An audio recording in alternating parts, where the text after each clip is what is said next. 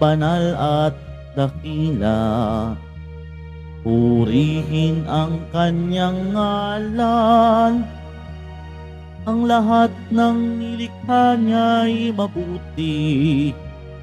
Pinagyaman niya ng lubusan. Purihin ninyo ang Panginoon, dakilain ang kanyang ngalan. Purihin siya ay awitan at papurihan magpakailanman.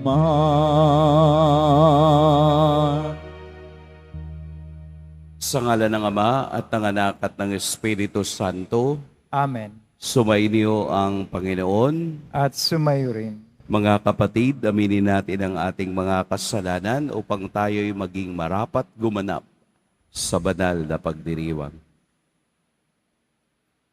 Tayo pong lahat, inaamin ko sa makapangyarihang Diyos At sa inyo mga kapatid, na lubha ako nagkasala sa isip, sa salita, sa gawa, at sa aking pagkukulang. Kaya isinasamo ko sa mahal na Birheng Maria, sa lahat ng mga anghel, mga banal, at sa inyo mga kapatid na ako'y ipanalangin sa Panginoong ating Diyos. Kaawaan tayo ng makapangyarihang Diyos, patawarin tayo sa ating mga kasalanan, at patnubayan tayo sa buhay na walang hanggan. Amen. Panginoon, kaawaan mo kami. Panginoon, kaawaan mo kami. Kristo, kaawaan mo kami. Kristo, kaawaan mo kami. Panginoon, kaawaan mo kami. Panginoon, kaawaan mo kami. Manalangin tayo. Ama naming makapangyarihan, tanang pinakamabuti iyong tinataglay. Gawin mong sa aming kaloobay manuot ang pag-ibig sa iyong ngalang dakila at bantog, upang sa pag-unlad ng aming pagsunod sa pananampalatayang iyong ipinagkaloob, mapagyaman mo ang kabutihang iyong inihandog, at ang iyong pinagyaman ay mapanatili mong lubos sa iyong pagsubaybay sa amin at pagkupkop sa pamamagitan ni Jesucristo, kasama ng Espiritu Santo, magpa sa walang hanggan. Amen. Magsipo muna ang lahat. Pagbasa mula sa unang sulat ni Apostol San Pablo sa mga taga-Korinto. Mga kapatid, huwag dayain ni inuman ang kanyang sarili. Kung may nag-aakalang siya'y marunong ayon sa sanlibutan ito, ibilang niya'y siya'y mangmang upang maging tunay na marunong. Sapagkat ang karunungan ng sanlibutan ito ay kamangmangan sa paningin ng Diyos. Ganito ang sinasabi sa kasulatan: hinuhuli niya ang marurunong sa kanila na ring katusuan. Gayon din, alam ng Panginoon na ang iniisip ng marurunong ay walang kabuluhan. Kaya't huwag ipagmalaki ninuman ang nagagawa ng tao. Ang lahat ay inyo, si Pablo, si Apolos, at si Pedro.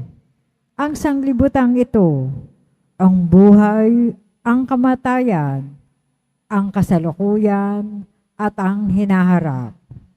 Lahat ng ito'y sa inyo, at kayo'y kay Kristo, at si Kristo namay sa Diyos.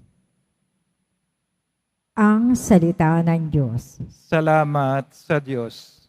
Ang daigdig lahat doon, ang may-ari ating poon. Ang daigdig lahat doon, ang may-ari ating poon. Ang buong daigdig lahat ng naroon, may-ari ang Diyos ating Panginoon. Ang mundo'y natayo at yao'y sa indigay, ilalim ng lupa, tubig kalaliman. Ang daigdig lahat doon, ang may-ari ating poon. Sino ang marapat umahon sa burol ng poon, sino ngang aahon? Sinong papayagang pumasok sa templo? Sinong tutulutan pumasok na tao? Siya na malinis ang isip at buhay, na hindi sumamba sa Diyos-Diyosan, tapat sa pangako na binibitiwan. Ang daigdig, lahat doon ang may-ari ating poon. Ang Panginoon Diyos, pagpapalain siya, ililigtas siya at pawawalang sala. Gayon ang sinumang lumalapit sa Diyos, silang lumalapit sa Diyos ni Jacob. Ang daigdig, lahat doon ang may-ari ating poon. Tumayo na po ang lahat.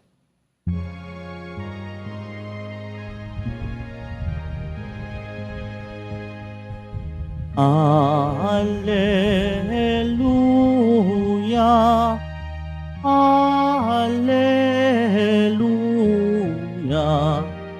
Alleluia, Alleluia.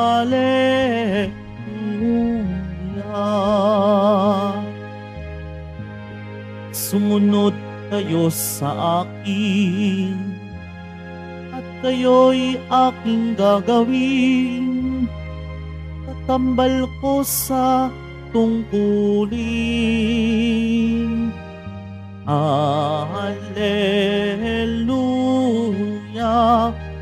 Alleluia, Alleluia, Alleluia.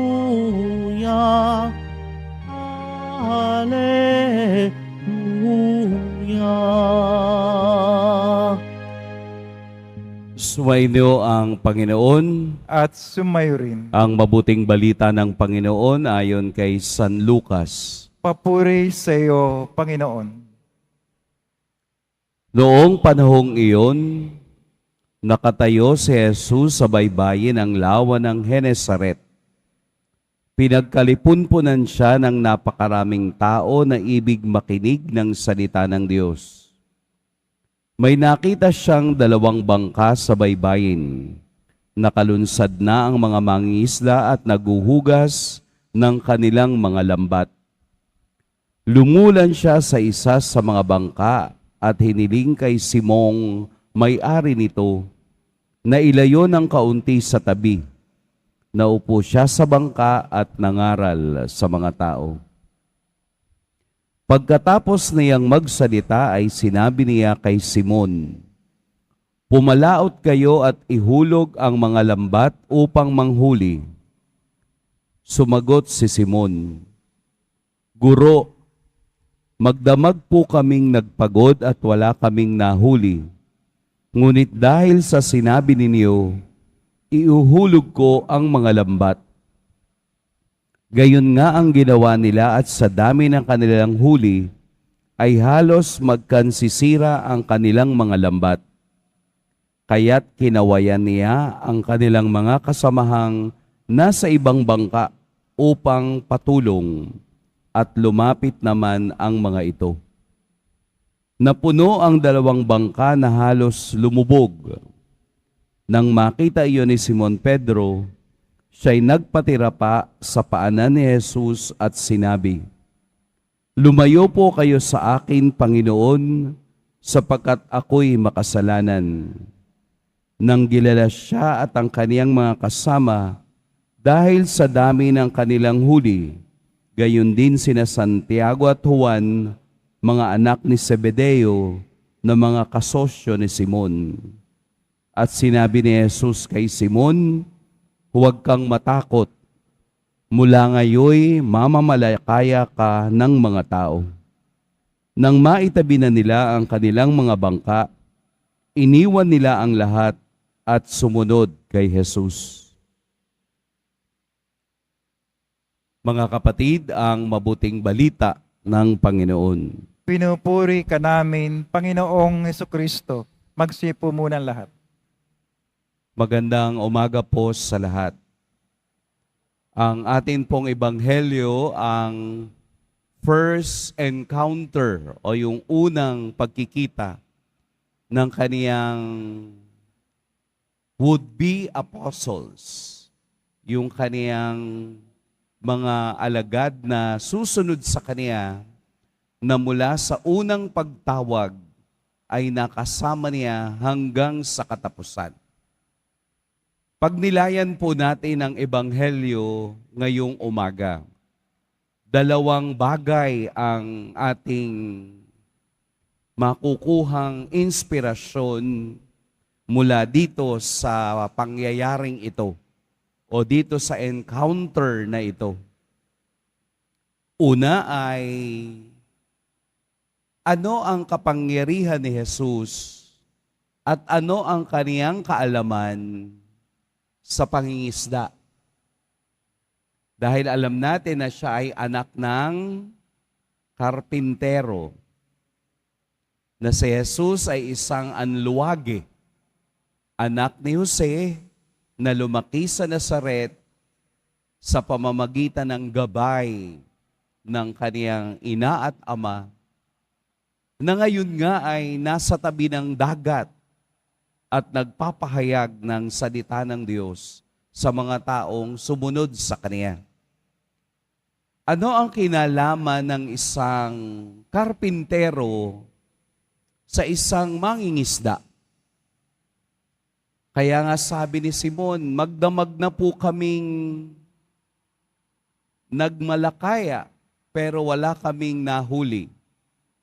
Sa isang salita ni Jesus, na muli ninyong ibagsak o ibaba ang inyong lambat. At narinig na atin kung ano na ang nangyari. Halos mapunit ang lambat at lumubog ang bangka sa dami ng kanilang hinuli. Ano po yung salitang narinig natin kay Simon? Dahil po sa sinabi ninyo, ang ganda yung salita ni Simon. Magdamag na silang nangisda, wala nga silang nahuli. Pagkatapos sinabi ni Jesus, ano ang sabi ni Simon? Dahil po sa sinabi ninyo, dahil sa inyong salita, na ihulog ang lambat, sumunod si Simon. Ang kapangyarihan ng salita ni Jesus, ang kapangyarihan ng salita ng Diyos, ay nakakapagpabago ng sitwasyong nawawalan na tayo ng pag-asa. Magdamag na po kaming nanghuli, wala kaming nahuli. Nandoon yung kapaguran, nandoon yung kawalan ng pag-asa. Ano pang mahuhuli mo sa umaga? Usually talagang ang mangingisda ay sa gabi o madaling araw nangingisda. Pero dahil sa sinabi po ninyo, sumunod si Simon at alam na natin kung ano ang nangyari. Na sa bawat pagsunod sa salita ng Diyos, naroon ang biyayang kaniyang inihahanda. Hindi pinilit ni Simon ang kaniyang gusto. Wala na po kaming nahuli, magdamag na nga. Kung tutuusin, pagod na kami sa gitna ng dagat. Pero dahil po sa sinabi ninyo, ang pagtitiwala sa salita ni Jesus, na sige pa, muli ninyong ibaba ang inyong lambat. Dahil sa pagsunod ni Simon, nakita niya ang kapangyarihan ng salita ng Diyos sa harapan mismo ni Jesus. Doon ay kaniyang nasaksihan ang himalang nanggagaling sa kaniyang salita. Ang ikalawang bagay na pwede pa nating bigyan ng pagninilay ay ang salita naman ni Simon. Kung ang salita ni Jesus ay nakapagpapabago sa sitwasyon dahil ikaw ay nagtitiwala at naniniwala, ang ikalawang bahagi ay kay Simon naman.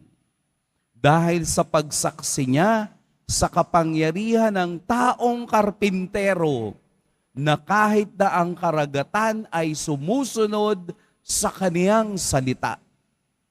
Ang salita ni Simon ay pagpapakita ng pagtanggap sa kapangyarihan ng taong ito. Ano po ang sabi ni Simon? Lumayo po kayo sa akin sapagkat ako'y makasalanan. Kung baga wala po akong karapatang bigyan mo ng biyayang hindi namin inaasahan dahil ako'y makasalanan. Ang pagpapakumbaba, ang pagtanggap ni Simon sa sitwasyon ng kaniyang buhay ay pagtanggap at pagkilala sa kapangyarihan ng Diyos. Si Jesus sa isang sitwasyon ay magbibigay ng pag-asa ng hindi natin inaasahan.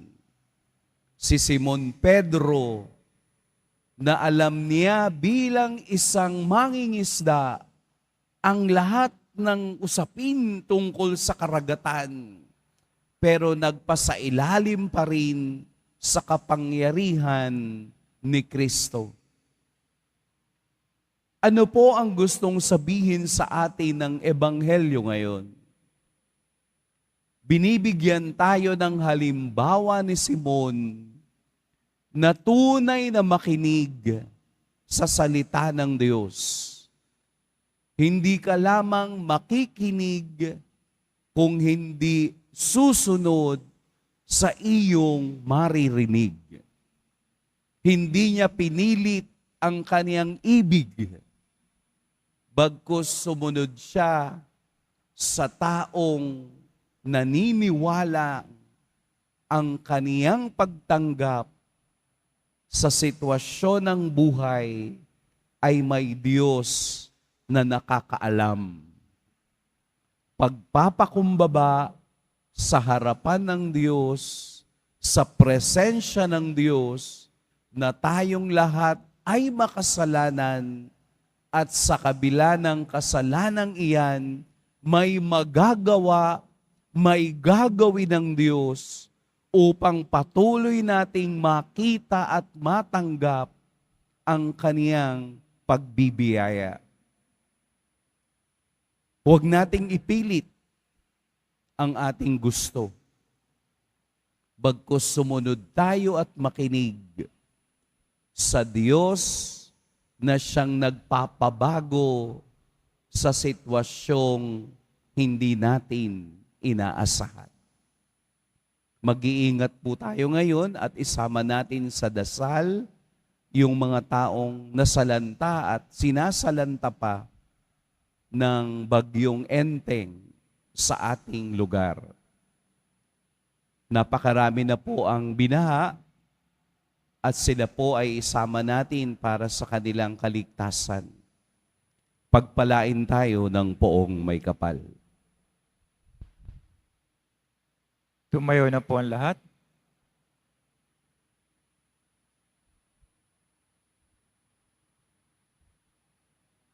Minamahal kong mga kapatid, noong sinabi ni Jesus sa kaniyang mga alagad, "Hali kayo, sumunod kayo sa akin." Tinatawag rin tayo sa kaniyang halimbawa ng pananalangin upang ibahagi ang pananalangin sa iba. Maging mapagbigay tayo sa ganitong pananalangin. Banal na Guro, tulungan mo kaming lumusong sa kalaliman ng iyong pag-ibig. Banal na Guro, tulungan mo kaming lumusong sa kalaliman ng iyong pag-ibig. Ang Santo Papa, Obispo, mga pari, at lahat ng tinawag upang mamalakaya ng tao, naway magkaroon ng tapang at tiyaga na ihagis ang lambat ng paglilingkod sa malalim na karagatan ng buhay. Manalangin tayo. Banal na Guro, tulungan mo kaming lumusong sa kalaliman ng iyong pag-ibig. Ang mga mangingisda at lahat ng nagtatrabaho sa karagatan, naway tumanggap ng maraming ani ng nag-uumapaw na yaman ng Diyos. Manalangin tayo. Banal na Guro, tulungan mo kaming lumusong sa kalaliman ng iyong pag-ibig. Tayo naway magkaroon ng katapangan na ipahayag sa mga hindi sumasampalataya ang mabuting balita ng Panginoon. Manalangin tayo. Banal na Guro, tulungan mo kaming lumusong sa kalaliman ng iyong pag-ibig. Ang mga may sakit, mga nalulumbay at mga nagdurusa sa karamdaman ng isip at katawan, naway hipuin ng Panginoon. Manalangin tayo. Banal na Guro, tulungan mo kaming lumusong sa kalaliman ng iyong pag-ibig. Ang mga yumao, naway makamit kay Kristo ang walang hanggang gantimpala. Manalangin tayo. Banal na Guro, tulungan mo kaming lumusong sa kalaliman ng iyong pag-ibig.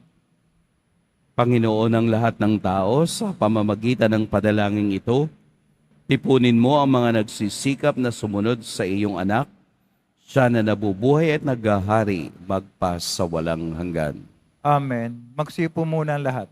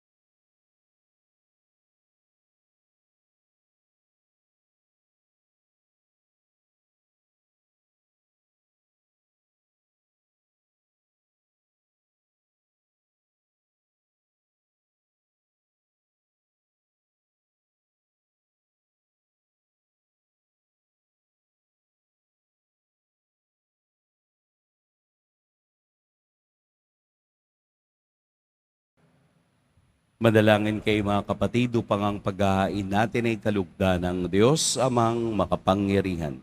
Tanggapin nawa ng Panginoon itong paghahain sa iyong mga kamay, sa kapuri niya at karangalan, sa ating kapakinabangan at sa buong sambayanang banal. Ama naming lumikha, ang banal na paghahain ay lagi nawang magdulot ng iyong pagbabasbas na sa aming tumutubos, upang ang ginaganap mo sa aming pagdiriwang ay maging lubos na pagkakaloob ng iyong pagmamahal. Sa pamamagitan ni Jesucristo, kasama ng Espiritu Santo, magpa sa walang hanggan.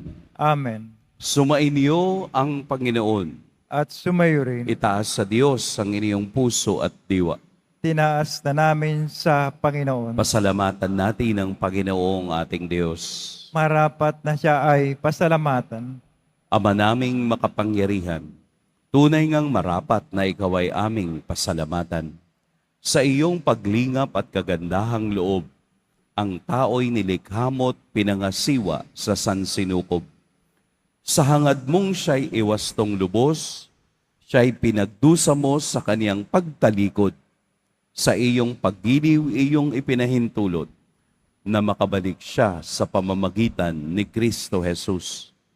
Kaya kaisa na mga anghel na nagsisiawit ng papuri sa iyo, nang walang humpay sa kalangitan, kami nagbubunyi sa iyong kadakilaan. Santo, Santo, Santo, Panginoon Diyos ng mga hukbo, napupuno ang langit at lupa ng kadakilaan mo, o sana sa kaitaasan. Pinagpala ng paririto sa ngalan ng Panginoon, o sana sa kaitaasan. Magsilod po ang lahat. Ama naming banal, ikaw ang bukal ng tanang kabanalan. Kaya't sa pamamagitan ng iyong Espiritu, gawin mong banal ang kaloob na ito upang para sa amin maging katawan at dugo ng aming Panginoong Heso Kristo. Bago niya pinagtiis ang kusang loob na maging handog, hinawakan niya ang tinapay, pinasalamatan kaniya, pinaghati-hati niya iyon, iniabot sa kaniyang mga alagad at sinabi, "Tanggapin ninyong lahat ito at kanin, ito ang aking katawan na ihahandog para sa inyo."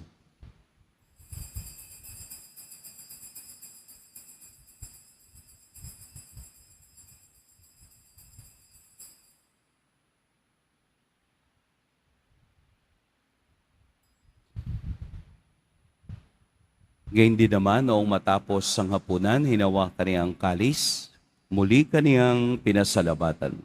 Inabot niya ang kalis sa kaniyang mga alagad at sinabi, "Tanggapin ninyong lahat ito at inumin. Ito ang kalis ng aking dugo, ng bago at walang hanggang tipan, ang aking dugo na ibubuhos para sa inyo at para sa lahat, sa ikapagpapatawad ng mga kasalanan.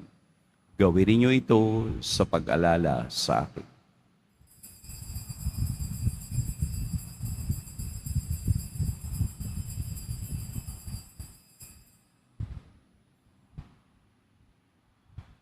Tumayo na po ang lahat. Ipagbunyi natin ang misteryo ng pananampalataya. Kristo'y namatay, si Kristo'y nabuhay, si Kristo'y babalik sa wakas ng panahon. Ama, ginagawa namin ngayon ang pag-alala sa pagkamatay at muling pagkabuhay ng iyong anak. Kaya iniaalay namin sa iyo ang tinapay na nagbibigay buhay at ang kalis na nagkakaloob ng kaligtasan. Kami nagpapasalamat dahil kami iyong minarapat na tumayo sa harap mo para maglingkod sa iyo. Isinasamo namin kaming magsasalo-salo sa katawan at dugo ni Kristo ay mabuklod sa pagkakaisa sa pamamagitan ng Espiritu Santo. Ama, lingapin mo ang iyong simbahang laganap sa buong daigdig. Puspusin mo kami sa pag-ibig kay San Francisco na aming Papa at ni Jose na aming Obispo at ng Tanang Kaparian. Alalahanin mo rin ang mga kapatid naming nahimlay nang may pag-asang sila'y muling mabubuhay, gayon din ang lahat ng mga pumanaw.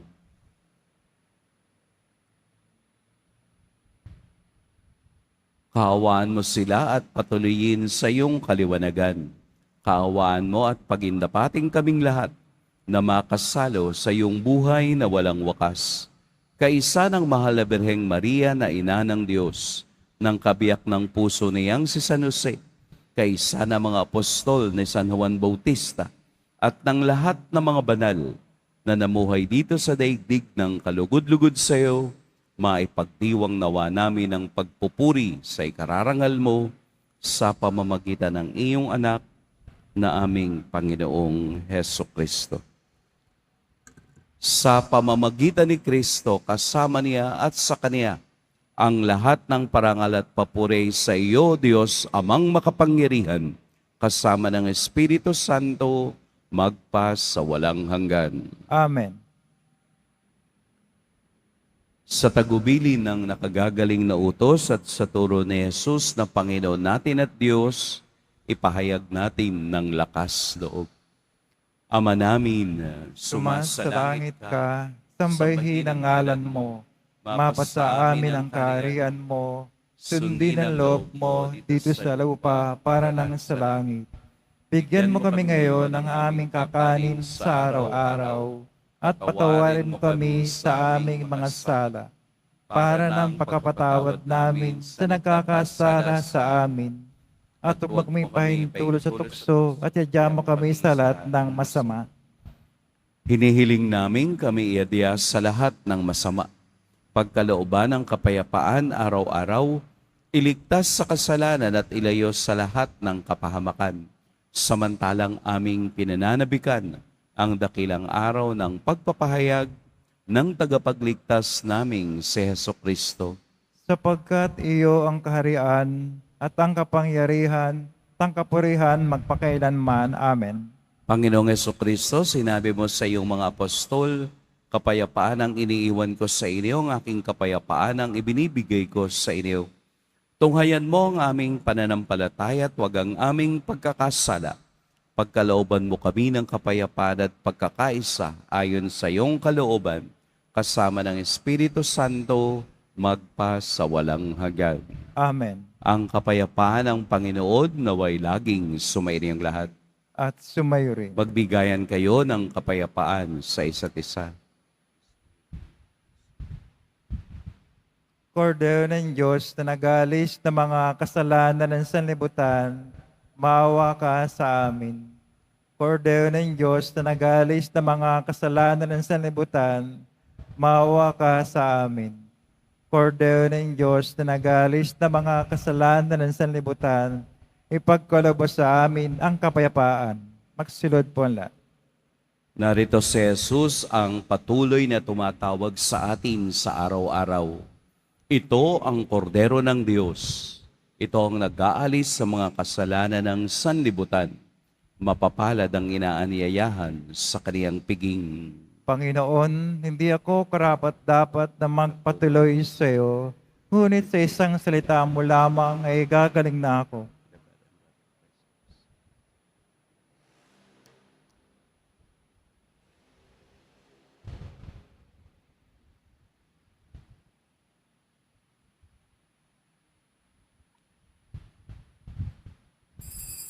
Para sa lahat ng tatanggap ng banal na komunyon, sasagot po tayo ng Amen. Pagkasabi ng pare o lay minister ng katawan ng Kristo at isubo agad sa bibig bago umalis sa panampari o lay minister. Sumunod po tayo.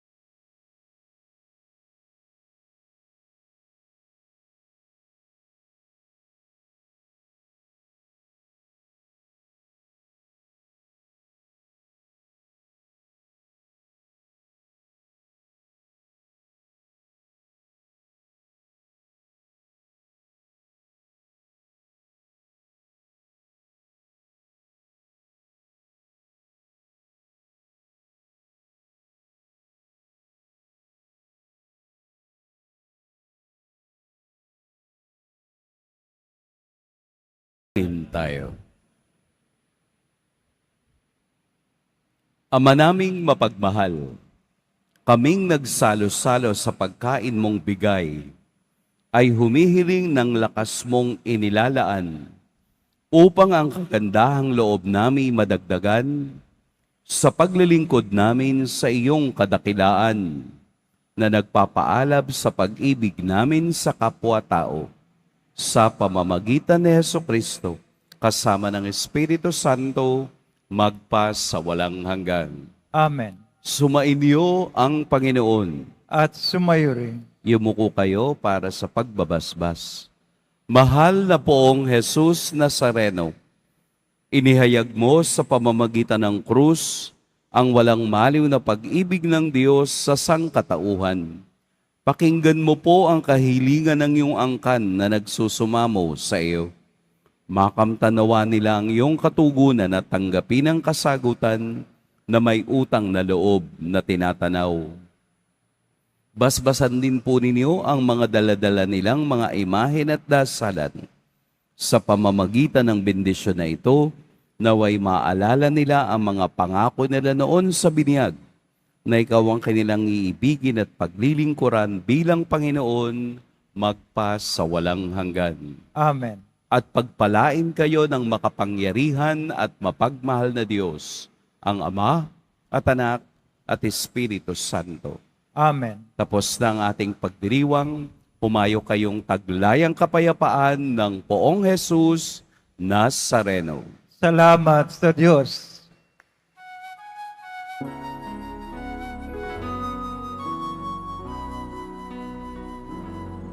Nuestro Padre Jesus Nazareno, sinasamba ka namin,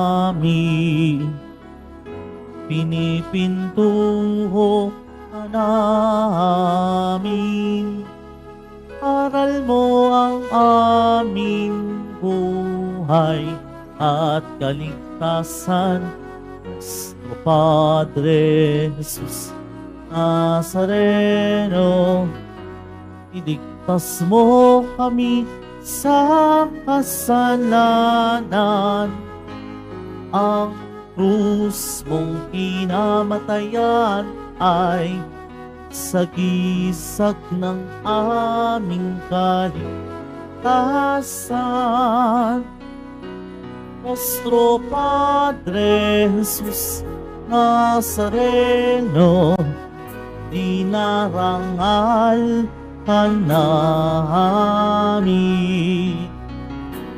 Nuestro Padre Jesus Nazareno, niluluwalhati ka namin.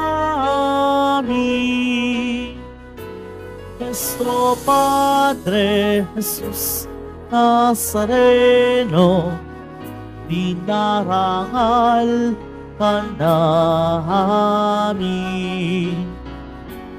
Nuestro Padre Jesus Nazareno, niluluwalhati ka namin.